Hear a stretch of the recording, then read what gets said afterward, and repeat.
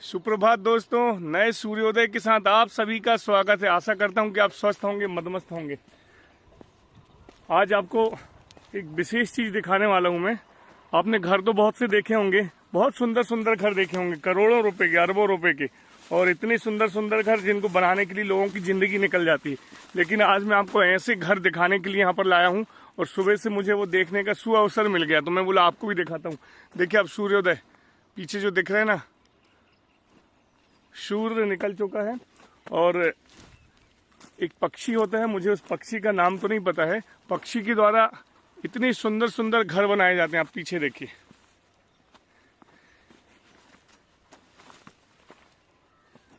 यह सभी घर वो अपने ज्ञान से ही बना लेता है। पता नहीं उनको ज्ञान प्रकृति के द्वारा कैसे मिल जाता है। गजब की रचना है ईश्वर की।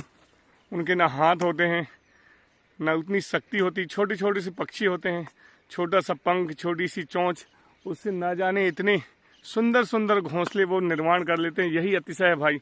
वर्तमान का प्राकृतिक अतिशय यदि मानना है आप, तो निसंदेह रूप में यह कह सकते हैं। और वह वृक्षों का चयन ऐसा करते हैं कि कांटेदार वृक्ष है, कि अन्य जो पक्षी हैं या फिर सांप वगैरह अन्य जीव, उनके घोंसलों को कोई नुकसान न पहुंचा सके। ये बबूल का वृक्ष है। बबूल में कांटे रहते हैं थोड़ी थोड़ी। ठंडी की वजह से मेरा कुछ दिनों से थोड़ा सा गला बैठा हुआ है। ये देखिए आप, ये जो घोंसले हैं कितने सुंदर हैं। और विशेषता यह है कि जैसे इसमें से बच्चे निकलते हैं, बड़े होते हैं, तो वह घोंसला खाली हो जाता है। अभी एकदम खाली है, इसमें बच्चे नहीं है। और प्रतिवर्ष से बनेंगे। विशेषता है कि प्रति वर्ष से बनाए जाते हैं उनके द्वारा। अभी इतने सुंदर दिख रहे हैं। इसमें पक्षी, जो छोटे छोटे बच्चे थे, वो निकल के जा चुके हैं। कुछ दिनों के बाद गर्मी आएगी, और जब आंधी तूफान का समय आता है तो यह गिर जाते हैं और यहाँ पर खेतों में पड़े रहते हैं। फिर उसके बाद नया सृजन होता है प्रतिवर्ष। यह अद्भुत रचना है प्रकृति की। यह मुझे बहुत अच्छी लगी, तो मैं सोचा आपको भी यह दिखा दूं मैं। ऐसी हमारी सुबह होती है, और इतनी सुंदर सुंदर प्राकृतिक माहौल को देखने का एक अलग ही आनंद है।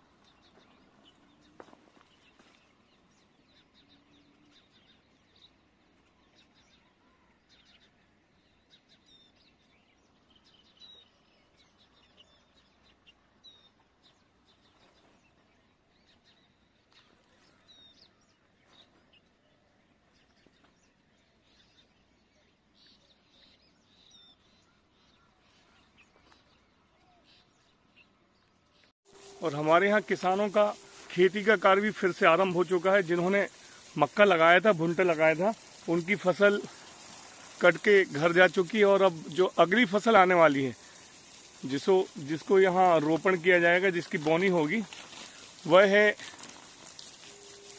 गेहूं। धान की फसल के उपरांत या मक्का की फसल के उपरांत वह निकलने के उपरांत गेहूं लगाई जाती है मेरे क्षेत्र में, जिसकी तैयारी के लिए यहाँ पर देखिए आप, स्प्रिंकलर लगाए गए हैं। स्प्रिंकलर समझ लीजिए आप, फुहारा होता है, और इसका नदी से या फिर जो व्यवस्था होती पानी की, उसको यहाँ पर इन पाइपों के द्वारा चालू कर दिया गया। बहुत ही सुंदर सा नज़ारा एकदम। लेकिन अभी गर्मी होती तो बहुत मजा आता। ठंडी है, थोड़ा सा पानी मेरे ऊपर आया तो एकदम ठंडी का एहसास होता है। ये देखिए, तो यह किसानी जो है चालू हो गई हमारे किसानों की, हमारे क्षेत्र की। स्प्रिंकलर सेट यहाँ पर लगे हुए हैं और पानी जैसे ही इसमें दिया जाएगा उसके उपरांत यहाँ पर गेहूं की बोनी हो जाएगी और फिर 2-3 महीने की फसल है गेहूं की। गर्मी में होली के समय तक यह फसल फिर से आ जाती है। इस तरफ आप देख रहे हैं, यह मक्का वाला खेत था और इस साइड आप देखेंगे तो यह धान वाला खेत है किसान का।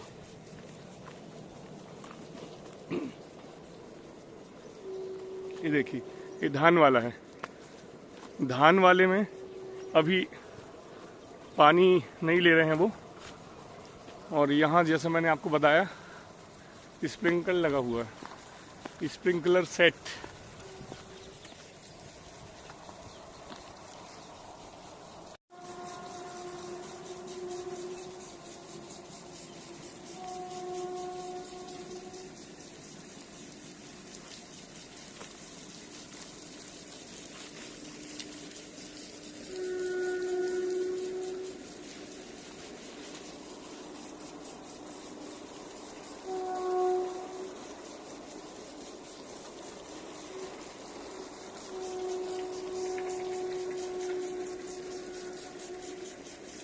सबसे पसंदीदा क्षेत्र में मैं पहुंच चुका हूं। अपने सामने नदी का सुंदर सा किनारा है और ऊपर छोटी सी पहाड़ी है। यहाँ पर ट्रैकिंग करने में बहुत मज़ा आता है, किसी दिन वह भी दिखाएंगे आपको। और है हमारी साइकिल। और सुबह सुबह प्रतिदिन मेरा जैसे नित्य कार्य हो गया है कि नीम के पत्ते ज़रूर खाता हूँ मैं। जहाँ भी नीम के पत्ते दिखे, जहाँ भी मतलब उस टाइम में, जैसे कि अभी नीम के पत्ते खाना था। और इतना सुंदर वृक्ष देखिए, छोटा सा नीम का। नीम के पत्ते बोलते हैं कि बहुत सबसे ज़्यादा गुणकारी है और इसको मृत्यु लोक का कल्प वृक्ष भी कहा जाए तो कम है।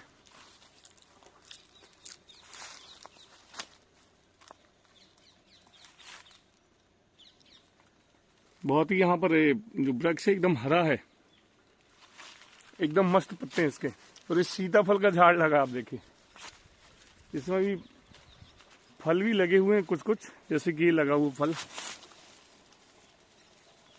ये फल लगा हुआ है।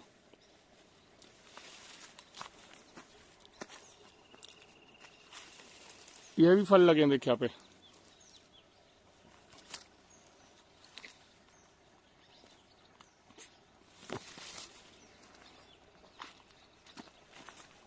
कुछ कुछ फल बचे हुए हैं, बाकी यहाँ पर ये जो क्षेत्र है, यहाँ आजू बाजू गांव के कुछ बच्चे छोटे छोटे जो रहते हैं वो अपने घर के जैसे कि जानवर जो होते हैं ना, बैल गाय वगैरह, उनको चराने के लिए लाते हैं।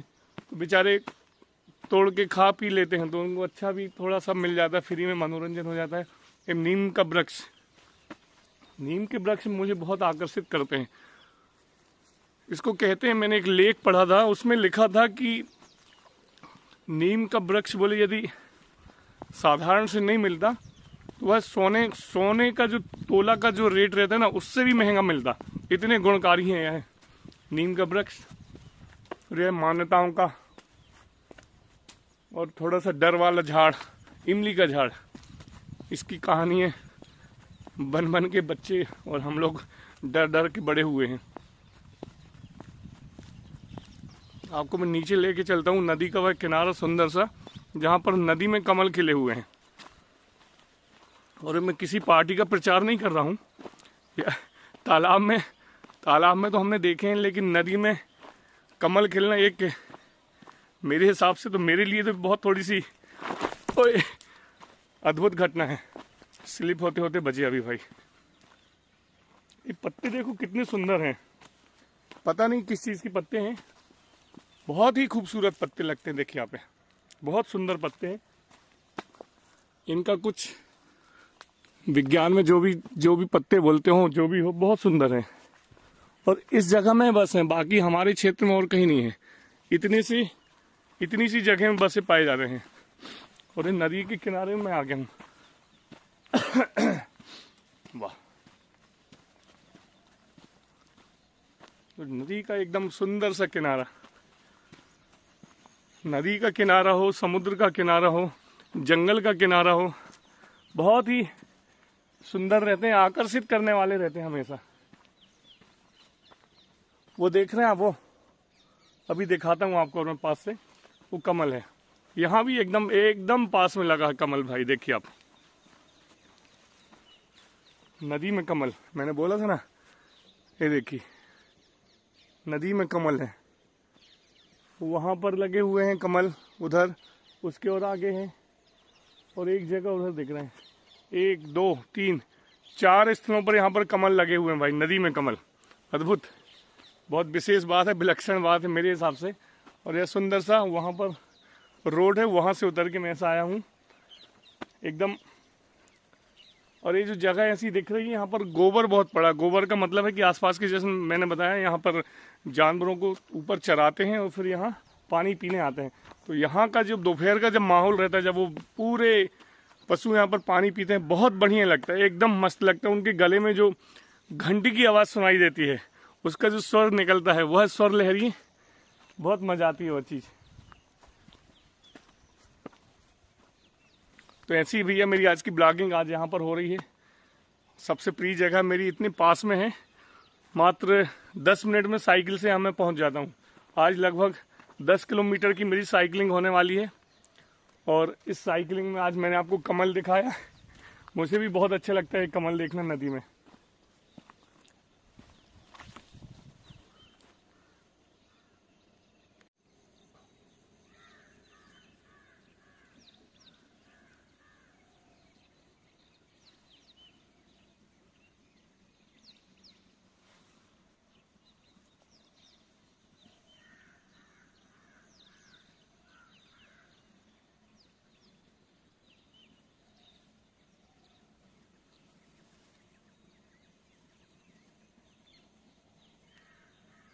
यह थावर नदी है, हम लोगों की जीवनदायी नदी।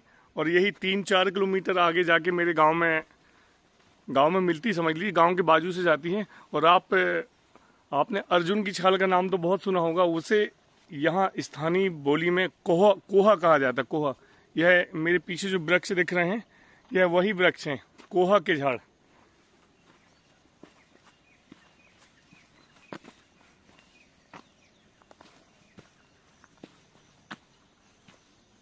ये देखिए आप, यह कोहा के झाड़ हैं। और इसी की छाल पतंजलि वगैरह अन्य जो आयुर्वेदिक बेचने वाले, दवाइयाँ बेचने वाले वह बेचते हैं। बहुत ही महंगी इसकी छाल पीस के बेची जाती है। और यह हार्ट के पेशेंट के लिए बहुत गुणकारी है। इसे ही कहा जाता है अर्जुन की छाल। ये देखिए ऐसे वृक्ष होते हैं इसके, आप भी देखिए पास से। और यह जो वृक्ष होते हैं, ये नदी के किनारे ही पाए जाते हैं। विशेष बात है, जहाँ भी नदी होगा, नाला होगा, पानी के आसपास ही हमेशा पाए जाते हैं। और इसके बाजू में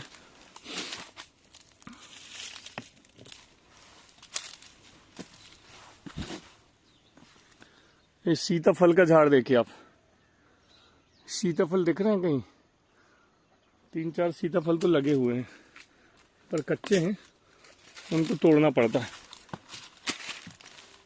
यस यस, और रोड बनी थी, उस वजह से यहाँ पर पत्थर ऐसे जमे हुए हैं और हम यहीं से चढ़ चुके हैं भाई।